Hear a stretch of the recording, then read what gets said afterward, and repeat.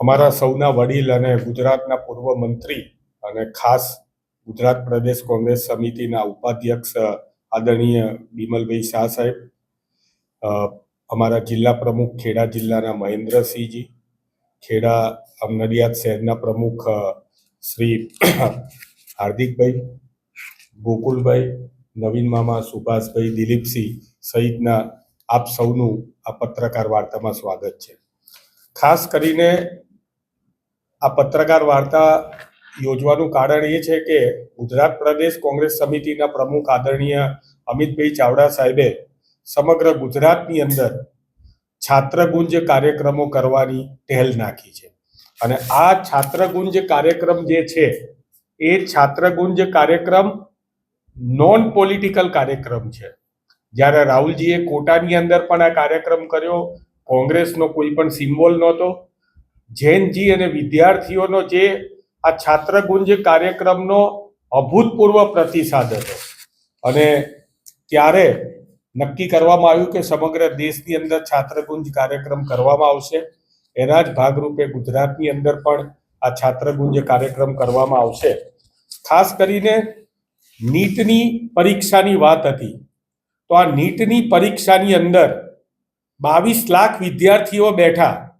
આ 22 લાખ વિદ્યાર્થીઓની hostel fee, નીટની એક્ઝામ ફી, એનું રહેવાની ફી, ભણવાની ફી, પુસ્તકોની ફી આ ગણવા જઈએ તો 1,32,000 એટલે 1.32 લાખ કરોડ જેટલા રૂપિયા એની અંદર ખર્ચાય છે.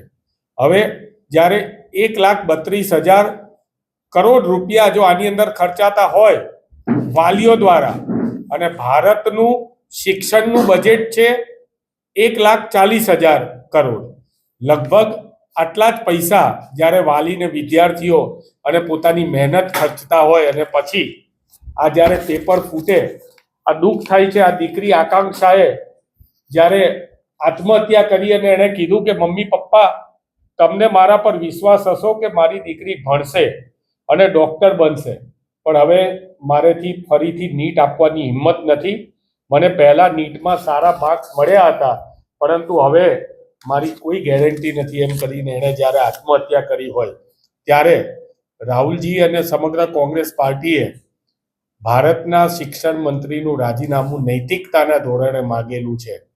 ધર્મેન્દ્ર પ્રધાને રાજીનામું આપવું જોઈએ. સમગ્ર દેશની અંદર જે શિક્ષણની પરિસ્થિતિ છે એ જ ગુજરાતની અંદર પરિસ્થિતિ છે. આજે શાળાનો પ્રવેશોત્સવ છે, એનો પહેલો દિવસ છે. પહેલા તો પ્રવેશ ઉત્સવની અંદર સરકાર કોઈ બજેટ નથી આપતી, શિક્ષકો અને આચાર્ય પોતાના ખર્ચે પ્રવેશ ઉત્સવ કરે છે. અને આ પ્રવેશ ઉત્સવની અંદર વિદ્યાર્થીઓ તો આવી ગયા છે પરંતુ ગુજરાતના શિક્ષણ મંત્રીને પાઠ્યપુસ્તક ભંડારના ગોડાઉનમાં જવું પડે 2 દિવસ પહેલા. એનેથી વધારે દુઃખદ પરિસ્થિતિ શું હોય? સ્કૂલો ચાલુ થઈ ગઈ, પ્રવેશ ઉત્સવ ચાલુ છે અને વાજા સાહેબને પાઠ્યપુસ્તક ભંડારના ગોડાઉનમાં જઈને પોતાને જાતે કહેવું પડે છે કે રોજનું 500 ટન અમે રવાના કરીએ છીએ. હજી પણ નડિયાદની અંદર પણ હમણાં જ તપાસ કરી, નડિયાદની અંદર પણ પાઠ્યપુસ્તકો 9 થી 12 પહોંચ્યા નથી, વિદ્યાર્થીઓને જે મફત મળવા જોઈએ તે. પરંતુ રૂપિયાથી મળતા, બજારમાં જે પૈસાથી મળતા પુસ્તકો છે એ પાઠ્યપુસ્તક અત્યારે પણ હાજર છે. એટલે ગરીબ SC/ST વિદ્યાર્થીઓ, આદિવાસી વિદ્યાર્થીઓ માટે સરકારે જાણે ભણવાનો અધિકાર ના હોય એ પ્રકારની પરિસ્થિતિનું નિર્માણ કરેલું છે. આજે જ્યારે સમગ્ર ગુજરાતની અંદર પ્રેસ કોન્ફરન્સના માધ્યમથી ગુજરાત પ્રદેશ કોંગ્રેસ સમિતિ આજે આ છાત્રગુંજ કાર્યક્રમ જે છે એના વિશેની આપને માહિતી આપી રહી છે. આગળના દિવસોમાં આ જ વિદ્યાર્થીઓના જે પ્રશ્નો છે એ પ્રશ્નોને લઈને સમગ્ર ગુજરાતના જિલ્લાઓમાં, શહેરોમાં, તાલુકાઓમાં, વોર્ડમાં આ છાત્રગુંજ કાર્યક્રમનું આયોજન કરવામાં આવશે અને વિદ્યાર્થીઓના પ્રશ્નોને વાચા આપવામાં આવશે. ધન્યવાદ. જી સર, આજની આ પ્રેસ વાર્તાની અંદર મારી સાથે ઉપસ્થિત પ્રદેશના પ્રવક્તા અને કોઓર્ડિનેટર શ્રી હેમાંગભાઈ, જિલ્લા અધ્યક્ષ ભાઈ મહેન્દ્રસિંહભાઈ, નડિયાદ શહેરના અધ્યક્ષ ભાઈ હાર્દિકભાઈ, બંને પ્રવક્તાશ્રીઓ ભાઈ આચાર્ય, ભાઈ નવીન મામા, મહામંત્રીશ્રીઓ ભાઈ ગોકુલભાઈ, ભાઈ દિલીપસિંહભાઈ, અને વિશેષ કરીને આજની આ પ્રેસ વાર્તામાં આપ સૌ ઉપસ્થિત રહેજો, અમારા પત્રકાર મિત્રો. આપ સૌ જાણો છો કે આજની આ ખાસ પ્રેસ વાર્તા વિશેષ કરીને જે પ્રમાણે નીટના પેપર લીક થયા, લાખો સ્ટુડન્ટો પરેશાન થયા, અને પરેશાનીની વાત ઘર ઘર સુધી જ્યારે પહોંચી જાય, અને આપણે બધાને ખબર છે કે આખા દેશમાં 89 કરતાં વધારે વખત પેપર ફૂટ્યા હોય. આખા દેશની અંદર આપણને બધાને ખબર હોય કે ગુજરાતના બજેટ કરતાં વધારે ખર્ચો જ્યારે વાલીઓ અને વિદ્યાર્થીઓ પોતાની તૈયારી કરીને કરતા હોય, અને આ આખો ઇનિશિયેટિવ્સ અમને બધાને કોંગ્રેસ તરીકે ગૌરવ છે કે વિરોધ પક્ષના નેતા અને અમારા નેતા શ્રી રાહુલ ગાંધીજીએ આ ઇનિશિયેટિવ લઈને આખા દેશની અંદર, એમાં વિશેષ કરીને કોટામાં આપણે સૌએ જોયું હશે કે જે છાત્ર ગુંજ કર્યો અને છાત્રોને સંબોધ્યા, અને છાત્રોએ પણ જે રિસ્પોન્સિવ થયા છે. આ લાગણી ફક્ત કોટાના છાત્રો પૂરતું સીમિત નથી. ઘેર ઘેર જે છોકરાઓ, જે વાલીઓ પોતાના દીકરા દીકરીઓને અલગ અલગ પરીક્ષાઓ અપાવવા માટેની તૈયારી કરી રહ્યા છે, આ બધાને લાગુ પડે છે. અને એટલા માટે આ છાત્ર ગુંજ અમે લોકોએ નક્કી કર્યું છે કે દરેક જિલ્લા પ્રમાણે કરવું. આજે આપની વચ્ચે પણ જિલ્લા તરીકે પ્રેસ માટે એટલા માટે જ આવ્યા છે. ગુજરાતની સ્થિતિ આપણને બધાને ખબર છે. અસંખ્ય વખત પેપર ફૂટી ગયા છે, અસંખ્ય વખત પેપર લીક થયા છે. દીકરા દીકરીઓ બિચારા રાત દિવસ મહેનત કરીને જરૂર પડે તો પોતાના ગામમાં કે ઘરમાં વ્યવસ્થા ના હોય તો ગાંધીનગર કે શહેરોમાં ભાડે મકાનો લઈને, ટ્યુશનો લઈને, અસંખ્ય ખર્ચો કરીને જ્યારે એ લોકો મહેનત કરતા હોય છે, અને છેલ્લે જ્યારે પરીક્ષા આપ્યા ત્યાર પછી ખબર પડે કે આ પરીક્ષા રદ કરવામાં આવી છે અને આ પરીક્ષા કેન્સલ કરવામાં આવી છે. આપને અનુભવ થયો છે કે અનેક પરિવારની દીકરા દીકરીઓએ આપઘાત પણ કર્યા છે. આ સ્થિતિની અંદર હું માનું છું કે હવે છોકરાઓ સહન નહીં કરે.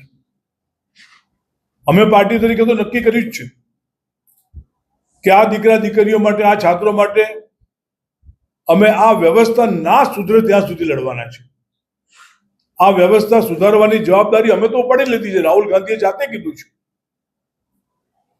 કે આ વ્યવસ્થાને સુધારવી જ પડશે. છોકરા દીકરા દીકરીઓને કે પરિવારોને આટલા બધા પરેશાન કરીને, આટલા બધા ખર્ચાના ખાડામાં ઉતારીને, અને તમે પેપર લીક થઈ જાય કોઈ ચિંતા ના કરે.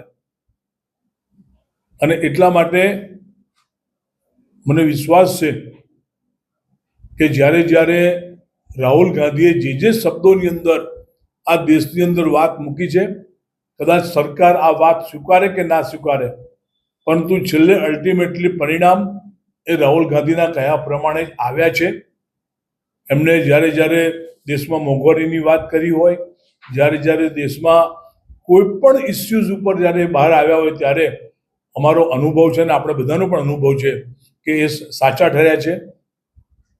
અને અસંખ્ય બનાવો, આમ સિરીઝ ઓફ ઇન્સિડન્ટ્સ તમને બતાવું તો એમ કહેવાય કે ભાઈ આ રાહુલ ગાંધીએ જ્યારે જે વાત મૂકી એ વાત સાચી છે. આજનો વિષય ફક્ત છાત્રો પૂરતું હતો, આ નીટની પરીક્ષાના પેપર લીક થયા પૂરતું હતો. આપણા ગુજરાતમાં અને દેશમાં અસંખ્ય વાર આ જે પેપરો લીક થાય છે, પેપરો ફૂટી જાય છે, એના સંદર્ભમાં આપણી સાથે વાત કરવાની હતી. અને એટલા માટે મેં આ વાત રાજકીય કરતાં અમારા માટે આ વાત લાગણીશીલ પણ છે. કારણ કે અનેક પરિવારના દીકરીઓને આપઘાત કરતા જોયા છે. છેલ્લે આ કોટાની એક ડૉક્ટર દીકરીનું જે સ્ટેટમેન્ટ છે એ તો આપણા બધાનું હૃદય ધ્રુજાવી નાખે એવું આ સ્ટેટમેન્ટ છે.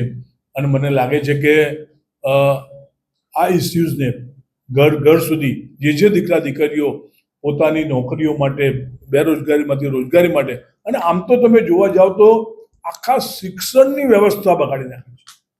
કેજીમાં છોકરા શરૂ થાય, અરે કેજીમાં નહીં, હજુ છોકરાઓ કેજીમાં આવતા પહેલા જે છોકરાઓ સ્કૂલમાં મોકલવામાં મા બાપ, જે નોકરી કરતા મા બાપો સ્કૂલમાં મોકલતા હોય છે, અને એ પ્રમાણેની સ્થિતિની અંદર જે છોકરા છોકરીઓના પૈસા ભરવા પડે છે ત્યારથી શરૂ કરીને દીકરા દીકરીઓ ગ્રેજ્યુએટ થાય, પોસ્ટ ગ્રેજ્યુએટ થાય, અનેક ડિગ્રી મળે, ત્યાર પછીની જે સ્થિતિની વચ્ચે મને લાગે છે કે હું આપના માધ્યમ દ્વારા આપને બધાને કોઈ જે શિક્ષણના નામે ઉઘાડી લૂંટ, પેપર લીક અને પરીક્ષા કૌભાંડો જે થયા છે એની અમે અમારી છાત્રગુંજ આ કાર્યક્રમ આ જિલ્લા સુધી પહોંચશે.